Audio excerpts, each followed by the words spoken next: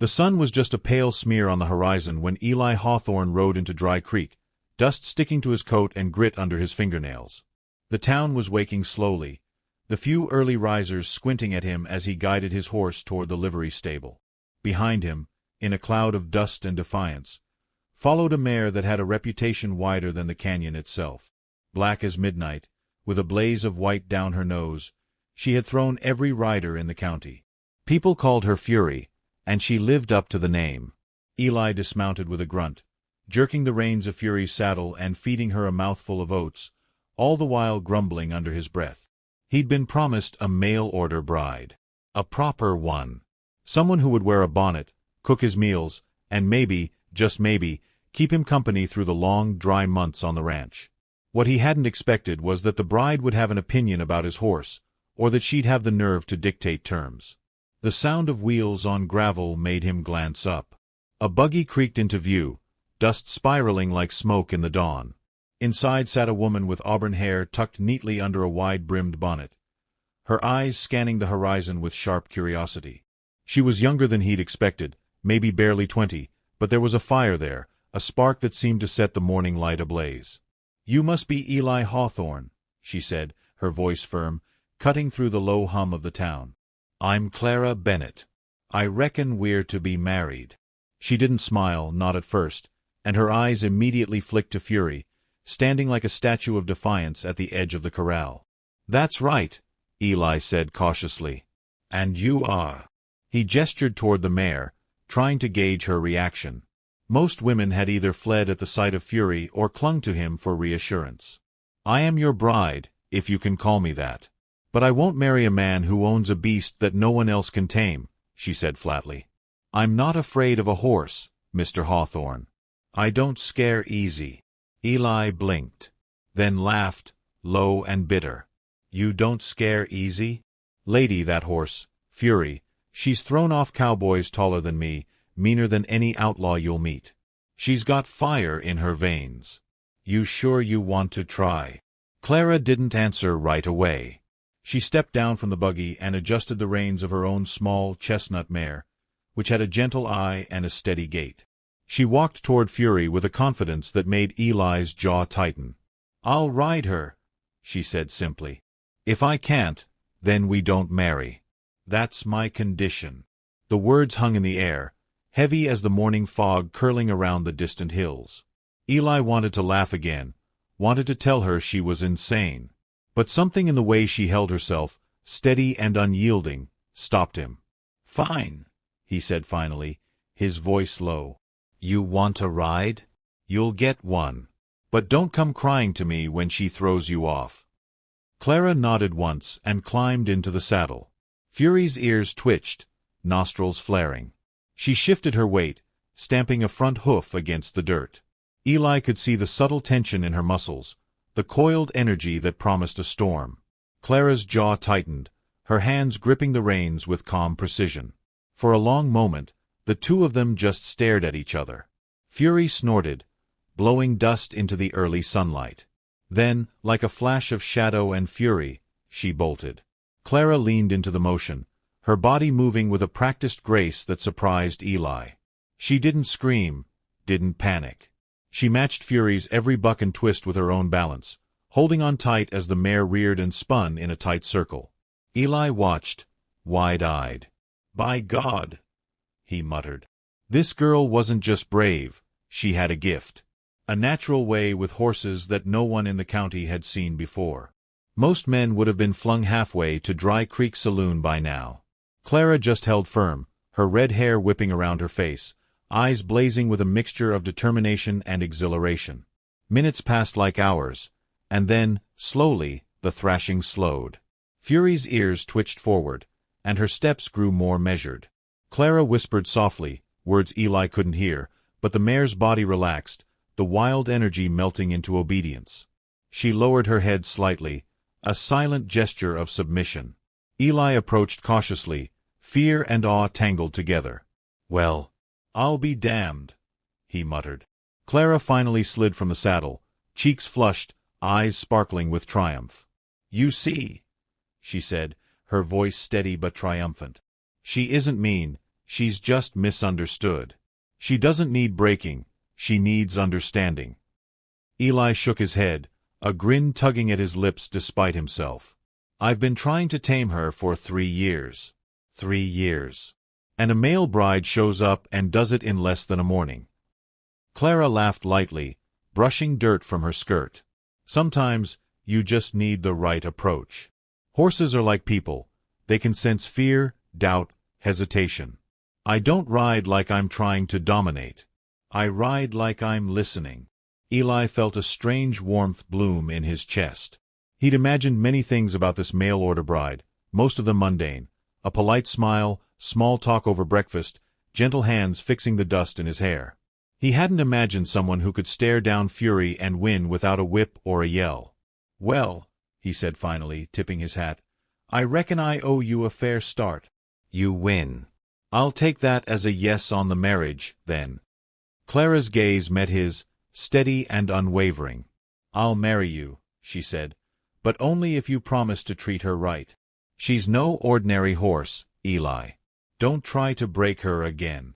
"I promise," he said softly, and for the first time in years, the weight of loneliness on the ranch seemed a little lighter. As the sun climbed higher, the townsfolk began to gather, whispering and pointing. Some laughed, some shook their heads in disbelief. But Eli didn't care.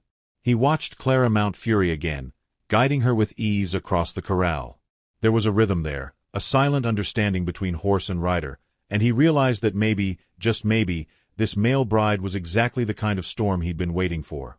Fury galloped freely, hooves kicking up the red dust of the corral.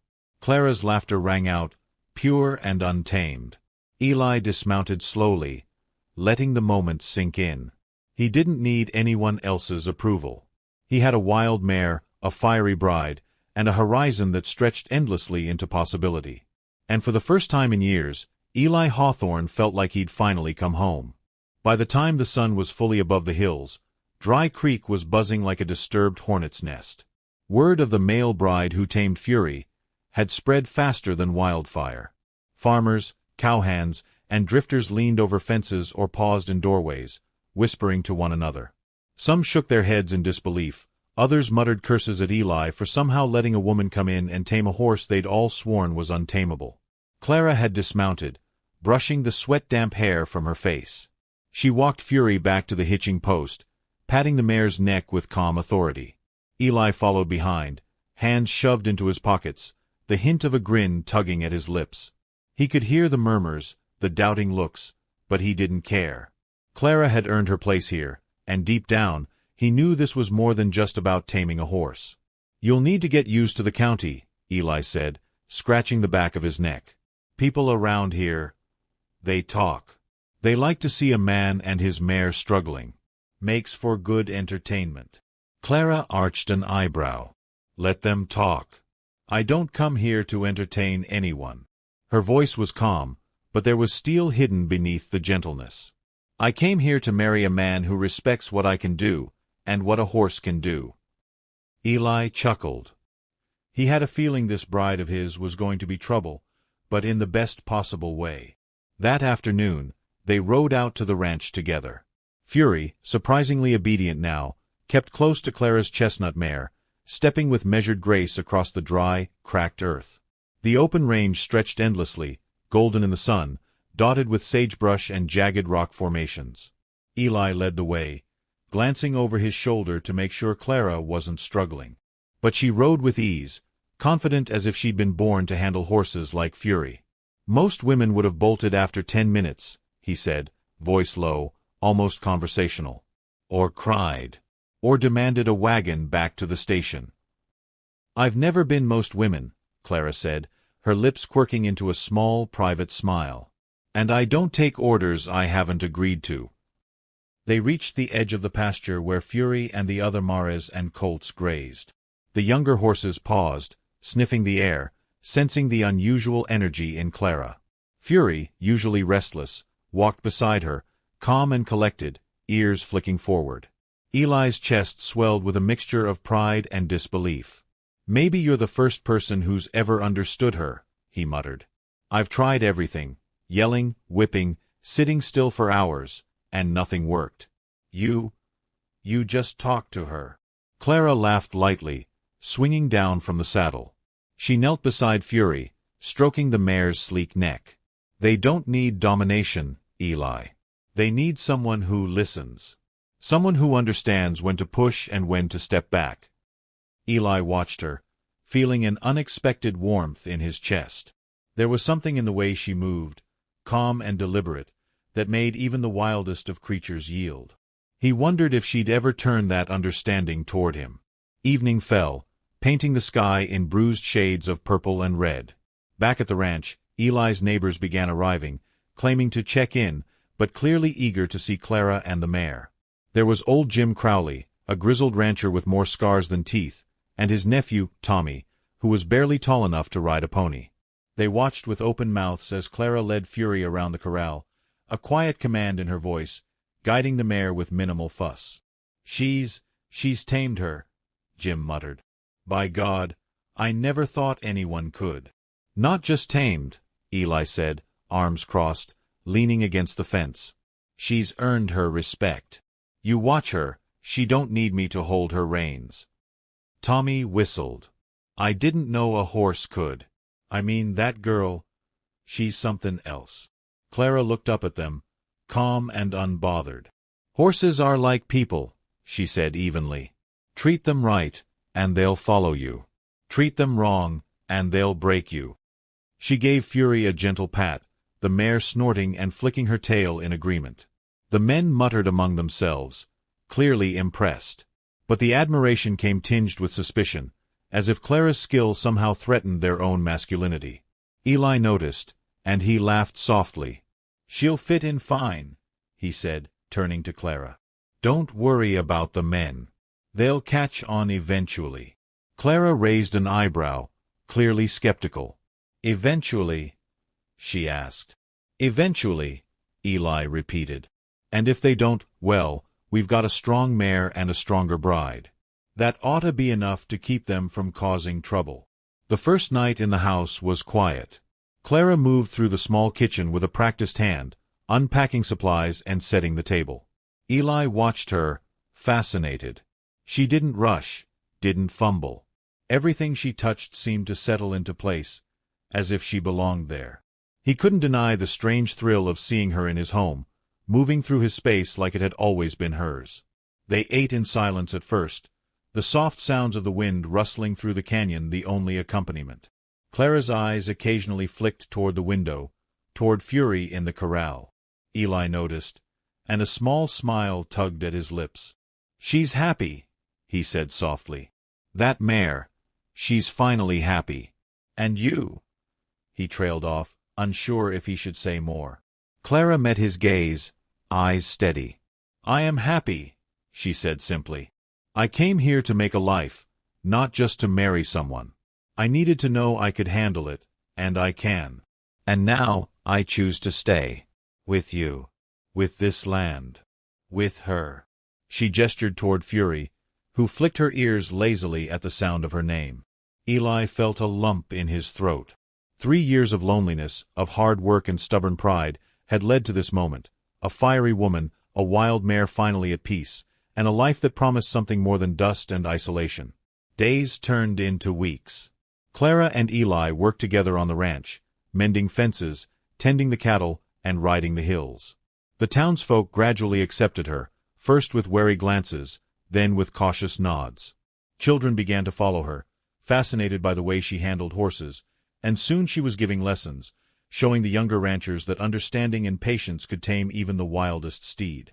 One afternoon, as the sun dipped low and the sky burned with orange and gold, Clara rode Fury along the ridge overlooking the valley. Eli followed, his chestnut horse steady at his side. They rode in companionable silence, the wind tugging at their hair and coats, hearts synchronized to the rhythm of hooves on dry earth. "You've changed this place," Eli said finally, voice quiet, almost reverent. Clara glanced at him, a small smile tugging at her lips. "Not me. Just what was waiting to be seen." Eli shook his head, laughing softly. "No. You've changed me. I was stubborn, angry, lonely. I didn't know I could." He stopped, unsure how to finish the thought. Clara reached out, brushing her hand against his. "You can," she said simply. "Because you let me. Because you let her in. Because you let yourself be human, Eli." Eli felt the warmth of her hand seep through him, steadying him, grounding him. He looked at her, really looked at her, and saw not just a mail-order bride or a mysterious woman from afar, but someone who had tamed more than a wild horse, someone who had tamed his heart. The wind carried their laughter down the ridge as the sun vanished behind the hills. And somewhere below, in the corral, Fury snorted softly, ears flicking toward the sound, as if approving of the new rhythm of the ranch. The wind had shifted by the third week, carrying a scent of trouble before anyone saw it. Eli spotted the first signs just past dawn, dust rising from the far ridge, too deliberate to be wandering cattle. He squinted against the morning sun and saw 3 men on horseback, hats pulled low, riding fast and purposeful. Not the usual riders scouting fences or checking stock. These were men with teeth bared in silent challenge, eyes locked on the ranch. Clara noticed them at the same moment, her hand tightening on Fury's reins. The mare, usually calm in her presence, flicked her ears forward and pawed at the ground. "They've come for us," Eli muttered, voice tight. "Old Crowley and his boys. They're the ones who didn't like you taming Fury." Clara's jaw set. "Then we deal with it," she said, calm as the morning sun. Fury shifted, coiling like a spring, muscles tense and ready. "But I ride her." Eli wanted to protest, but something in her gaze stopped him. He knew she wasn't reckless. She wasn't doing this for show. She'd tamed Fury once. She could do it again. "Then let's do it right," he said, mounting his horse with a grim set to his jaw. The 3 men rode into the corral, spurs jingling, faces twisted in smirks and scorn. "So this is the girl who tamed Fury," one sneered. "Thought you'd scare her off, Eli. Didn't reckon on her riding your damned mare." Clara didn't respond. She nudged Fury forward, letting the mare sniff the approaching riders. Fury whinnied, a low sound of warning, and stomped a front hoof. The men exchanged nervous glances. They had expected the girl to falter, to cry, to run. Not this. "I'll make it simple," Eli said, voice loud. "You want a fight, you leave her out of it. You want to take the ranch, you leave her out of it. She's no one's prize to mess with." Crowley laughed, a rough bark that carried across the morning. "Ain't her prize, boy. Just thought maybe a woman like that shouldn't meddle with a horse like Fury." Clara's eyes flashed. "Fury isn't yours to fear, either. She's mine to ride, just like she's yours to respect." Her hand moved to the reins, and the mare shifted, muscles rippling under the early light. Without warning, Fury lunged. Clara stayed perfectly balanced, urging the mare forward with subtle commands, every movement precise and deliberate. The other horses bolted backward, startled by Fury's sudden charge, hooves kicking up dust in a swirling storm. Eli followed closely, chest tight, heart pounding. Clara's control was absolute, guiding Fury in arcs and spins that kept the 3 intruders on edge. They tried to advance, but Fury's sudden pivots and bursts of speed kept them off balance, forcing them to pull back. The town seemed to hold its breath. "You think this proves something?" one of the men shouted, voice shaking slightly. "A girl on a horse? You can't scare us off like that." Clara didn't answer. She leaned into Fury, whispering words that Eli couldn't hear. The mare's body tensed and then flowed, a river of muscle and instinct, spinning in a perfect circle and cutting off the men's approach. They tried again, urging their horses forward, but Fury was relentless. Each time, Clara guided her with precision, never losing her balance, never faltering. Eli realized something he hadn't admitted before. Clara had more than skill, she had authority. Every flick of her wrist, every shift of her weight, spoke volumes to the mare, and through her, to anyone daring to challenge them. It wasn't just that she could ride, she commanded respect. Finally, Crowley's teeth grit, face red with frustration. "Enough of this," he barked. But Fury didn't relent. Clara nudged her forward, hooves thudding against the packed dirt, eyes blazing. The men hesitated. Their confidence cracked, and slowly, reluctantly, they began to pull back, realizing the battle wasn't theirs to win.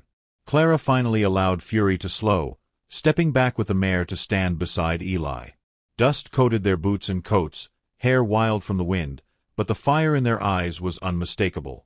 The intruders lingered for a moment, muttered curses, and then rode off, leaving a trail of dust behind them.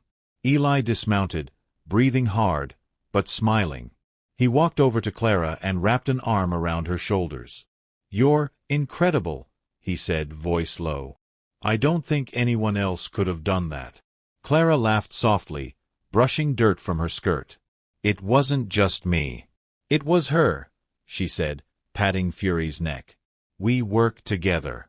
That's the only way to tame something wild." Eli nodded, feeling the truth of it settle deep in his chest. He'd spent years trying to control the land, the horses, his own loneliness.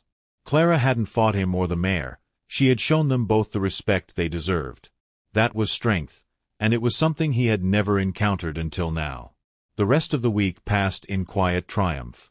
The townsfolk whispered, slowly turning from skepticism to admiration. Children followed Clara in the corral, imitating her gentle commands, while the older ranchers watched from a distance, murmuring about the male bride who tamed Fury. Eli noticed how Clara moved, the way she guided not only the horses but the energy of the ranch, softening stubborn animals, calming restless men, and somehow knitting together the scattered lives around her. One evening, as the sky bled crimson and gold, Eli and Clara rode together along the edge of the canyon. Fury trotted beside the chestnut mare, steady and obedient, ears flicking toward the sounds of the wind and the distant hills. Eli glanced at Clara, her face serene in the glow of sunset, and felt a peace he hadn't known in years. "You've changed everything," he said quietly, voice barely above the whisper of wind. "The ranch, the horses, me." Clara smiled, but it was gentle, unassuming. "Not everything," she said. "Just the things that needed changing." Eli's hand brushed against hers, and for the first time, he didn't feel the weight of the past 3 years pressing down on him. He felt only this moment, this connection, and the knowledge that whatever came next, they could face it together. Fury whinnied softly, nudging Clara's shoulder as if to say, "She's yours, and you've earned it." Eli laughed, the sound echoing across the canyon, and for the first time, he felt truly at home. By the end of that first month, Clara had fully settled into the ranch, her presence as natural as the hills and the sky. She rode Fury daily, worked alongside Eli, and even tamed some of the more nervous horses on the property. The bond between the mare and the bride became the talk of the county, a legend that would be told in saloons and around campfires for years to come. And as the stars spread across the night sky, Eli realized something profound. He hadn't just gained a bride or a tamed horse. He'd gained a partner, a kindred spirit who saw the world not as something to dominate, but as something to understand and respect. Fury rested her head against Clara's shoulder in the stable that night, a quiet acknowledgment of the bond they shared. Eli watched them, heart full, and knew that life on the ranch would never be the same. The wild mare that had thrown every man in the county was finally at peace, and so was the man who had once thought his heart was untamable. And in the soft moonlight, the bride on the bucking mare smiled, knowing that she had not only found a home but a place where fire and freedom could coexist, side by side, for all the days to come.